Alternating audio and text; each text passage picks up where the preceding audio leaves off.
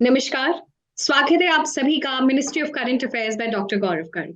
मैं दिव्यांशी और आज मेरे साथ इस इंटरव्यू सेशन में जुड़े हैं जितेंद्र मोहन शर्मा, जिन्होंने एसबीआई क्लर्क 2022 एग्जामिनेशन क्लियर किया। चलिए सीधी बात हाय। करते हैं जितेंद्र से और जानते हैं उनका सफर। वेलकम जितेंद्र। हाँ, थैंक यू मैम। जितेंद्र, थोड़ा सा अपने बारे में बताएं सबसे पहले।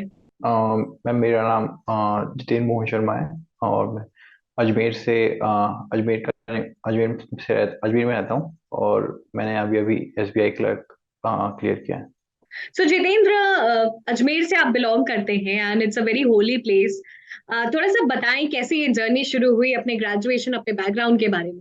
मैम, मैंने अपनी जब बीटेक कंप्लीट करी थी उसके बाद पहले मैं यूपीएससी की प्रिपरेशन कर रहा था। और फिर मैंने 2 साल तक वो प्रिपरेशन करी थी, मगर उसके अंदर मतलब मुझे ऐसा लगा कि मुझे को अभी एक बैकअप प्लान भी देखना चाहिए साथ में। तो सेम टाइम पे मैंने फिर लास्ट ईयर इसी टाइम पे मैंने मतलब बैंक की प्रिपरेशन के लिए सोचा था। तो तब मैंने यूपीएससी को थोड़ा साइड रख के बैंक की प्रिपरेशन से स्टार्ट करी। और अभी फिर तभी से मैंने अपना मतलब क्वांट वगैरह पढ़ना, जीएस वगैरह और रीजनिंग वगैरह कैसे क्या रहता है पढ़ना स्टार्ट किया। और फिर अभी इसके अंदर एसबीआई क्लर्क में जैसे कि हो गया। तो जितेंद्र, आप यूपीएससी की तैयारी कर रहे थे और एक बैकअप के तौर पे आपने बैंकिंग को लिया और उसको बखूबी आपने क्लियर भी किया। किसी और को अगर प्रिपरेशन करनी है, क्योंकि अगर हम यूपीएससी की बात करें तो वो अलग है, अब बैंकिंग का जो पैटर्न है वो अलग है, तो किसी को समझना हो तो वो कैसे समझे। मैम, बैंकिंग में मतलब मेनली 3 सब्जेक्ट्स रहते हैं, जो कि इंग्लिश, रीजनिंग और कॉन्ट। और उसके बाद जीएस जो रहता है वो ज़्यादातर मेंस में या फिर जो भी पेपर जैसे आरबीआई ग्रेड भी है तो उनके अंदर मतलब प्रीलिम्स के अंदर आपको मतलब इंग्लिश और मैथ्स और रीजनिंग रहता है मेन। तो सबसे पहले अगर आपके बेसिक्स क्लियर नहीं है तो मैथ्स के अंदर आप मतलब बेसिक्स क्लियर कर सकते हैं अपने जो भी कॉन्ट के अंदर जो भी टॉपिक्स है। और उसके बाद अपन रीजनिंग में जैसे डेली पजल्स की प्रैक्टिस करना उसे और इंग्लिश तो मैं मेरी मतलब स्टार्टिंग से ही स्ट्रॉन्ग टाइप में रहती थी, तो मैं इंग्लिश के लिए अलग से कोई प्रिपरेशन नहीं करता था कभी भी। बस नॉर्मल मॉक वगैरह देना और उसी से हो जाता था। बाकी उसके बाद प्रीलिम्स क्लियर हो जाने के बाद मेनली जीएस के ऊपर मतलब करंट अफेयर्स लास्ट 6 मंथ के जो होते तो वो करंट अफेयर्स के लिए प्रिपरेशन करना। तो यही रहता है मतलब बैंकिंग एग्जाम्स के अंदर तो। सारे सेक्शंस को कैसे तैयार करें, उनकी एक स्ट्रैटेजी अगर आप बता सकें, और प्लस प्रीलिम्स और मेंस को साथ में लेकर जो हम कहते हैं चलना है, उसको कैसे करना है। अ, मैं ये कहूंगा कि प्रीलिम्स और मेंस हरदम हमेशा साथ में ही चलते हैं, कभी भी हम सेपरेट लेके नहीं चल सकते। क्योंकि जैसे ही प्रीलिम्स होता है उसके बाद सेम टाइम पे क्या होता है कि जैसे जो बैंकिंग का होता है वो अक्टूबर के अंदर स्टार्ट होता है, तो उसमें सेम टाइम पे एग्जाम आते जाते हैं लगातार। कभी एसबीआई का आ रहा है, कभी ये क्या नाम है आरआरबी का आ रहा है, कभी आईबीपीएस का आ रहा है, पीओ आ रहा है, क्लर्क आ रहा है, तो एग्जाम्स लगातार होते रहते हैं। तो जैसे ही आपका एक एग्जाम होता है उसके कुछ 15-20 दिनों के अंदर दूसरा एग्जाम हो जाता है, तो कभी भी आप अपनी प्रिपरेशन अलग करके नहीं चल सकते। तो स्टार्टिंग से ही मैंने क्या किया था कि कॉन्ट के अंदर मुझे पता था कि अगर मतलब अभी से ही अपन स्टार्टिंग से मतलब पूरा बेसिक से पढ़ते हैं जो भी टॉपिक्स वगैरह है, सिंप्लीफिकेशन वगैरह, तो उस कॉन्ट क्या नाम है कॉन्ट का टॉपिक्स कंप्लीट करिए अपने पूरा बेसिक से सारे टॉपिक्स। उसके बाद रीजनिंग की मैं साथ साथ में प्रैक्टिस करता रहता था, पजल्स वगैरह की ऑनलाइन यूट्यूब वगैरह पे क्लासेस वगैरह देख देख के। और उसके उसके बाद इंग्लिश की कभी मेरे को प्रिपरेशन की जरूरत नहीं पड़ी, तो मैंने कभी इतना ध्यान भी नहीं दिया। मगर फिर जब प्रीलिम्स पास में आते थे तो उस टाइम पे मैं क्या करता था, सिर्फ मॉक देता था। सुबह दिया या फिर शाम में दिया और उनको एनालाइज करता था। फिर जहाँ पे जो इस टाइप के क्वेश्चंस वगैरह में अगर मुझे प्रॉब्लम हो रही थी तो उसको मैं ट्राई करता था। और फिर सेम चीज कभी यही चीज मेरे को क्या मतलब जो मैंने मैथ्स जो स्टार्टिंग में पूरा बेसिक से कंप्लीट किया था इसका फायदा मुझे ये मेंस के अंदर हुआ। तो मेंस के अंदर ऐसे ऐसे मेंस के अंदर ऐसा रहा कि जो भी मेंस के अंदर क्या रहता है कि मतलब वन लाइनर्स क्वेश्चंस नहीं आते अकाउंट के अंदर। उनके अंदर अर्थमेटिक का ज्यादा वो रहता है। अर्थमेटिक हुआ या डीआई हुआ, उसके अंदर आपके अगर बेसिक स्ट्रॉन्ग्स है तो ही आप कर सकते हो। ट्रिक्स वगैरह ज्यादातर मेंस के एग्जाम में काम नहीं करती। तो इस वजह से जो मैंने स्टार्टिंग के टाइम पे जो मेंस मतलब कौन पढ़ा था पूरा, तो वो मुझे काफी हेल्प किया उस टाइम पे। तो मतलब मेंस के अंदर मुझे कभी भी इशू नहीं होता था। मेन मेरा इशू प्रीलिम्स के अंदर थोड़ा स्पीड का आता था, बाकी मुझे मेंस में कभी ऐसा इशू नहीं आता था। स्पीड पे कैसे काम किया, क्योंकि ये पूरा खेल प्रीलिम्स का स्पीड और एक्यूरेसी का हो जाता है, तो स्पीड पर ध्यान किस तरीके से देना है? मैं तो खुद इस चीज से मतलब स्पीड वाले से काफी परेशान रहता था कि मगर फिर भी उसके लिए अगर जैसे मॉक्स लगा रहे या फिर अपन डेली मतलब सिंप्लीफिकेशंस हुए और जो क्वाड्रेटिक इक्वेशंस हुए और ये इसकी प्रैक्टिस कर रहे हैं, जैसे अगर कैलकुलेशन स्ट्रांग है आपकी, तो आप काफी मतलब टाइम अपना करीबन 2-3 मिनट आप बचा सकते हैं प्रीलिम्स के अंदर अपना, अगर आपकी कैलकुलेशन स्ट्रांग है, आपको स्क्वायर्स याद है 1 से 30 तक, आपको ट्रिक्स याद है बाकी स्क्वायर्स की 30 to 100 की कैसे स्क्वायर्स निकालने, आपको क्यूब रूट्स याद है, तो काफी काफी क्वेश्चंस आप बहुत जल्दी कर सकते हैं। और उसके बाद अगर सेम चीज अगर पजल्स के अंदर आपको मतलब सही मतलब पजल्स की आपकी सही प्रैक्टिस हो रखी है कि आपको पता है कि सही किस टेक्निक से सॉल्व किया जा सकता है, क्योंकि आपको भी पता है बैंक का पेपर ऐसा होता है, कोई भी अगर कोई भी किसी को भी वो 12th पास या फिर ग्रेजुएशन वाले बच्चे को दोगे तो वो पूरे दिन में वो एग्जाम कर ही लेगा वो पेपर, अगर मेन चीज यही होता है कि उसको कितनी जल्दी करना है, तो उसके लिए क्या अप्रोच है, क्या सही अप्रोच है, वो प्रैक्टिस से आता है कि आप कौन सी अप्रोच से उसको अटेम्प्ट कर रहे हैं। इस कारण आप स्पीड पे अपना ध्यान दे सकते हैं। तो क्या आपका स्केड्यूल होता था एज एन एस्पिरेंट, के बारे में बताएं जितेंद्र।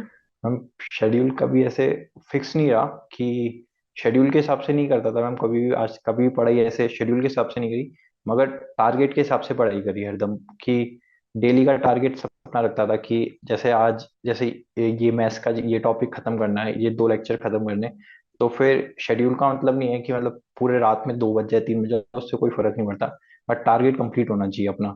जितना अपने टारगेट अपन ने डेली का बनाया है उसको टू डू बना के, टू डू लिस्ट जैसे अपन डेली की बनाते हैं, मैं अपनी जैसे ही स्टार्ट करता था पढ़ाई में, मैं सोचता था कि मुझे आज क्या क्या करना है इंग्लिश का, अगर जैसे मुझे कोई लेक्चर वगैरह देखना है या यूट्यूब वगैरह पे कुछ देखना है इंग्लिश का, या फिर न्यूज़पेपर रीड करना है, या फिर कोई कुछ चीज पेंडिंग रही है मेरी, कुछ मॉक देना है, तो मैं सब कुछ वो टू डू लिस्ट में बना लेता था और उसको क्रॉस करता था। तो मैं कभी भी हावर्स आवर्स के हिसाब से नहीं पढ़ाई करी कि 5 घंटे पढ़ना है 6 घंटे पढ़ना है, इस हिसाब से कभी पढ़ाई नहीं करी, हरदम इस टारगेट बेस्ड पे पढ़ाई करी कि आज लाइक अपने को ये 2 टॉपिक कंप्लीट करने हैं, इन 2 टॉपिक्स के ये क्वेश्चंस करनी है, ये पीडीएफ सॉल्व करनी है, तो इस हिसाब से मैंने ट्राई हरदम का अपना वो शेड्यूल बनाया। सो जितेंद्र, आपने जैसे बताया कि हर दिन के हिसाब से डायनेमिक्स चेंज होते हैं एग्जामिनेशन के, और आपका स्केड्यूल भी उस हिसाब से एडजस्ट करना चाहिए, बट एक strict yet fluid time table और स्केड्यूलिंग होनी चाहिए।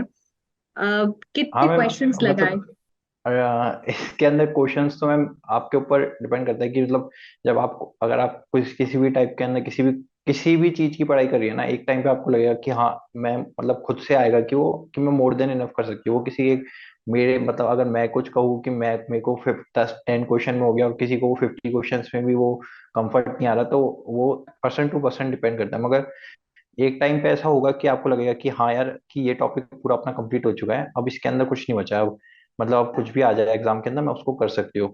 तो वही चीज है, मगर ये है कि इनको टाइम टू टाइम वापस से आपको रिपीट करना पड़ता है, मतलब अगर आप वॉक नहीं लगाओगे या फिर प्रैक्टिस नहीं करोगे तो आपका बिगड़ जाएगा वो काम। एग्जामिनेशन की और बारीकियां जो आपने पूरे ड्यू कोर्स ऑफ टाइम समझी? मैम एग्जामिनेशंस तो मैम जो बैंकिंग के होते हैं वो मेनली मैंने ये समझा कि लाइक मैंने एक और एग्जाम दिया था मैम आईडीबीआई का, उस टाइम पे लास्ट तब मैंने मुझे अपनी प्रिपरेशन स्टार्ट ही करी थी, तब मुझे क्वांट वगैरह रीजनिंग वगैरह इतने मेरी स्पीड भी फास्ट नहीं थी, और उस टाइम पे मैं बस प्रिपरेशन कर ही रहा था। तब तब मैं बस जीएस पढ़ता था गौरव सर से, तो सिर्फ जीएस पढ़ता था और उस बिहाफ पे मैंने वो पेपर लिया था, और मेरा कट ऑफ से 1 नंबर से वो रह गया था। तो सिर्फ जीएस के बिहाफ पे मैंने वो क्वेश्चन मतलब लगभग लगभग मेंस मेंस ही था उसमें डायरेक्ट, तो एक ही पेपर था, उसके बाद डायरेक्ट इंटरव्यू या फिर वो था, तो जो मेरा मीन्स रहा था वो 1 नंबर से रहा था, और उस टाइम पे मुझे रीजनिंग वगैरह इतनी आती भी नहीं थी और जीएस आती थी, तो तब मुझे पता चल गया कि मतलब जीएस की बहुत इंपॉर्टेंस है मीन्स के एग्जाम में। तो जब भी मतलब जैसे कोई भी एग्जाम मतलब बैंक वाला जो रहता था उसके अगर जैसे 1 महीने पहले अगर मतलब जैसे ही प्रीलिम्स हुआ, तो मैं प्रीलिम्स के होते ही अपना जीएस स्टार्ट कर देता था, और डेली भी मैं जीएस पढ़ता रहता था सर से, तो क्या वो रिवीजन हो जाता था, उनका बेस्ट ही 100 की सीरीज है सर की, जो जीएस की स्टडी आईक्यू पे सर पढ़ाते हैं, और उसके बाद सर ने जो आईबीपीएस पीओ या फिर क्लर्क के टाइम पे अपनी क्वेश्चन सीरीज निकाली थी, तो उसके अंदर क्विज बेसिस पे उसके अंदर मतलब ऐसा हुआ था कि एक पीडीएफ में से 3-4 क्वेश्चन एक साथ हिट कर गए थे एग्जाम के अंदर। तो मतलब मेरे को जब भी मेंस का कभी लगता था तब मैं जीएस पे फोकस करता था उस टाइम पे। बाकी सब्जेक्ट्स को मैं छोड़ देता था, इंग्लिश की कभी चिंता नहीं करता था कभी। क्वांट वगैरह पूरा पढ़ रखा होता था, बेसिक्स थे, तो उसकी कभी चिंता नहीं होती। रीजनिंग के अंदर भी प्रैक्टिस पता होती थी, पता होता था किस अप्रोच से जाना है क्वेश्चन के ऊपर। क्वेश्चन तो कभी भी चेंज हो सकते हैं, तो उसको आप एग्जैक्ट तो प्रिपरेशन नहीं कर सकते।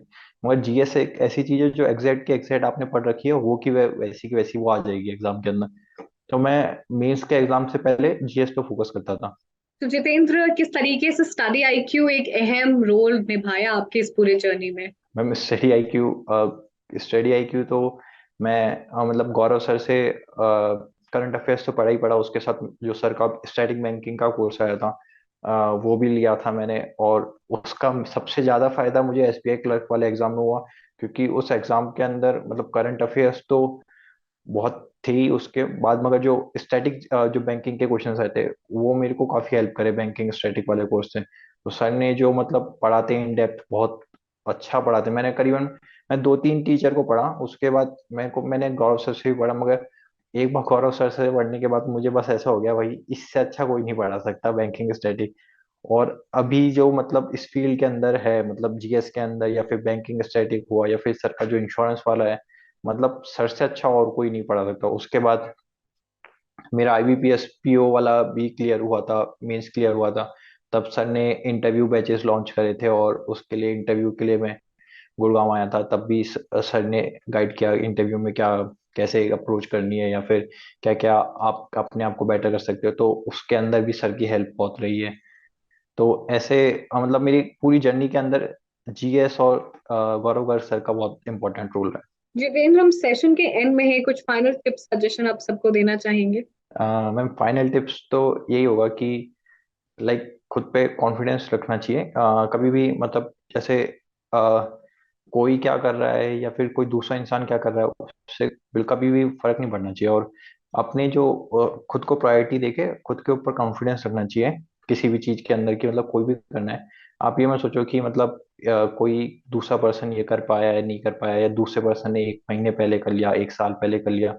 आप अपने आप को प्रायोरिटी बनाओ और अपने कॉन्फिडेंस से पूरा जो भी है एग्जाम दो या फिर जो भी है। और सक्सेस तो अपने आप आएगी, वो कहीं नहीं जाएगी सक्सेस तो। Thank you so much Jitendra for joining us in this interview session. Thank you ma'am. बहुत ही वैल्यूएबल टिप्स और experiences. Thank you very much, and the entire team wishes you good health, good luck. Thank you.